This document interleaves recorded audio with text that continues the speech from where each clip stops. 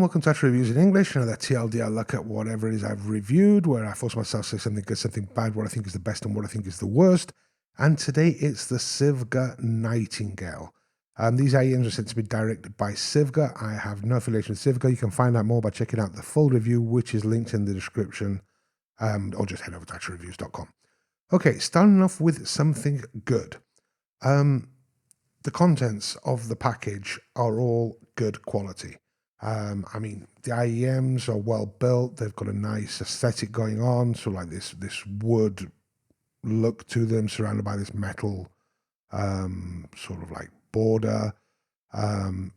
You get a very nice semi-rigid or nearly rigid storage case that it is really nice. The cable's decent.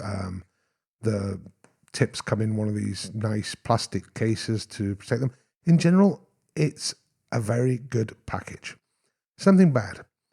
The price. Now, I'm not really sure what the street price of these IEMs is going to be, because if you head to the Sivga's official page, on their official page, they have three links. One takes you to Amazon US, one takes you to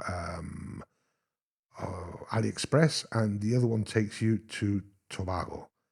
Now, I have no idea about Tobago. I don't understand that page at all, so I just don't go there. But price-wise, on Amazon, they're showing for $230, at least at the time of doing this, putting this review together, $230. And on AliExpress, they were like 333 euros plus 87 euros shipping or something. It's like 450 euros or something, which I don't think that is the street price. I'm not quite sure what the price is going to be, but based on that, they're not a cheap set of IEMs. Now, the best. Well, the best and the worst here go side by side. I always do the best followed by the worst, but I'm going to do it the other way. The worst is the stock tuning of these IEMs.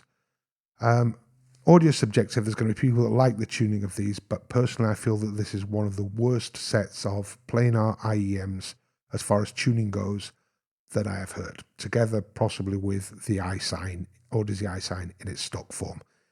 I mean, it's lacking bass, which I can live with the lack of bass. You know what I mean? Just hit the button on one of the i5 products and that'll sort of fix that. But the upper mids from like 1.5K to 8K, there's just like a valley there, and it just makes everything just sound distant and it just sounds bad. I'm sorry, but yeah, it just sounds bad. Again, there'll be people who like it. I don't. Yet the best is the fact that with EQ, these turn into one of possibly the best sets of planar IEMs I've listened to. Once you EQ them, I mean, obviously if I EQ them to my personal preference target, they sound great.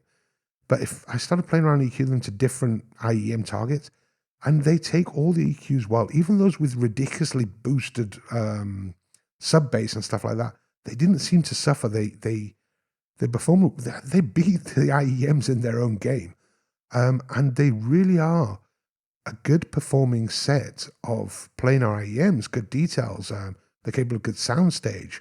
They're capable of doing everything very, very well. They just need EQ. Without EQ, to me, they're just bad. With EQ, literally, I don't normally score IEMs except on Headfire where it's obligatory, but these could be a set of IEMs that out of the box, in my opinion, would be, I don't know, 3 out of 10. And once they're EQ'd, they could become a 9 out of 10. That's how much difference some tuning makes. But anyway, I'll go into more detail in the full review, which you can find, as I said, linked in the description, or head over to actualreviews.com, and I'll be back with another one soon. See you later.